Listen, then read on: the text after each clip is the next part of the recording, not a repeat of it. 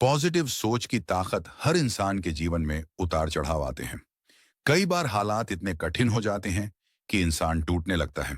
लेकिन वही इंसान अगर सकारात्मक सोच बनाए रखे तो अंधेरे में भी एक उम्मीद की किरण दिखाई देने लगती है। यह कहानी उसी बात को साबित करती है कि सकारात्मक सोच इंसान की जिंदगी बदल सकती है। पहला अध्याय। एक साधारण लड़का, राजू नाम का एक लड़का था जो एक छोटे से गांव में रहता था। उसका परिवार गरीब था। पिता खेती करते थे और माँ घर का काम संभालती थी। राजू बचपन से ही पढ़ाई में अच्छा था, लेकिन गरीबी की वजह से कई बार किताबें और कॉपी तक खरीदना मुश्किल हो जाता था। कई बार हालात ऐसे होते कि घर में रात को खाने के लिए अनाज भी पूरा ना हो।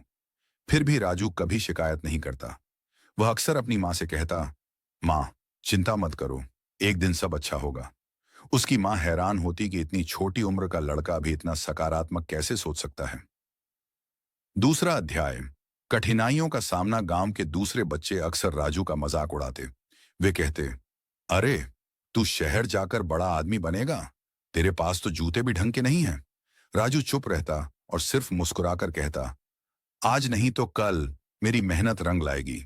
कई बार हालात इतने कठिन हो जाते कि राजू का मन भी टूटने लगता, लेकिन वह अपने मन को संभाल कर कहता, अगर मैं हार मान लूंगा तो हालात कभी नहीं बदलेंगे, लेकिन अगर मैं डटा रहा तो शायद एक दिन जीत मेरी होगी। तीसरा अध्याय। शहर की ओर सफर। मैट्रिक की परीक्षा में राजू ने पूरे जिले में टॉप किया। यह खबर पूरे गांव में फैल गई।